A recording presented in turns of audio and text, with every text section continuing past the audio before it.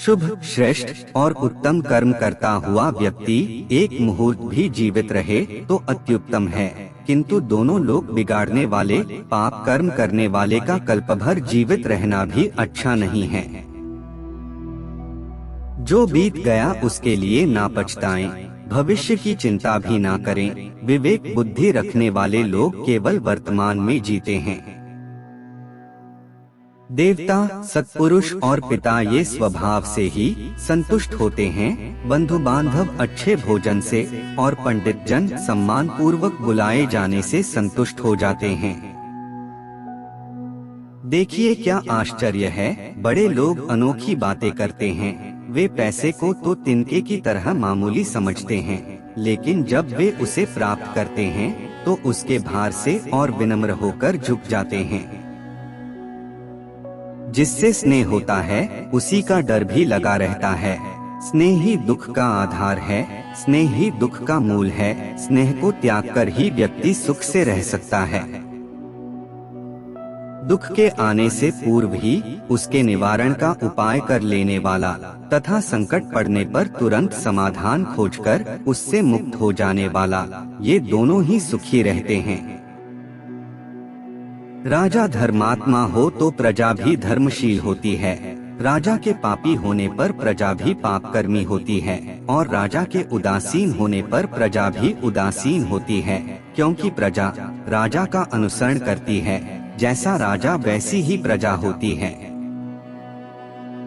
धर्म से रहित जीवित व्यक्ति को भी मैं मरे के समान मानता हूँ। धर्मशील मृत्यु को प्राप्त होने पर भी दीर्घजीवी होता है, इस बारे में कोई संदेह नहीं है, क्योंकि उसकी कीर्ति सदा अमर रहती है।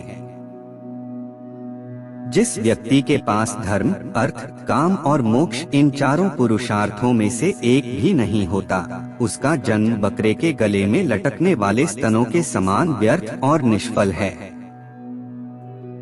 दुष्ट आदमी दूसरों की कीर्ति को देखकर जलता है और जब स्वयं उन्नति नहीं कर पाता तो प्रगतिशील व्यक्ति की निंदा करने लगता है। मन ही बंधन और मोक्ष का कारण है।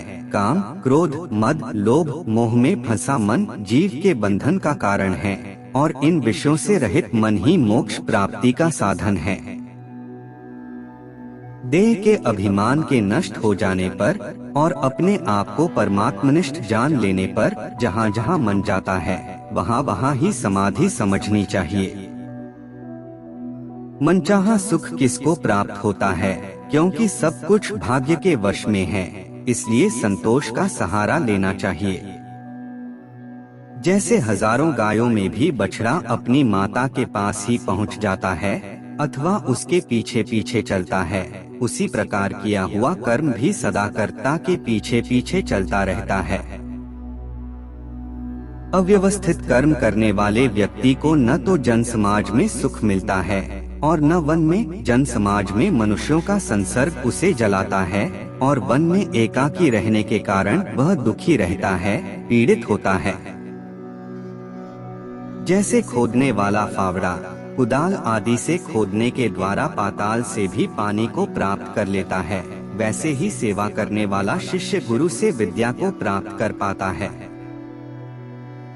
कर्मफल कर्म के अधीन रहता है और मनुष्यों की बुद्धि भी कर्म के अनुसार ही चलती है।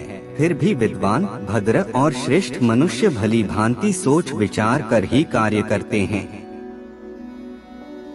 जो एक अक्षर ओम का ज्ञान कराने वाले गुरु को नमन नहीं करता, उनकी चरण वंदना, आदर सत्कार नहीं करता, वह कुत्ते की 100 योनियों को भोगने के उपरांत चांडालों में पैदा होता है।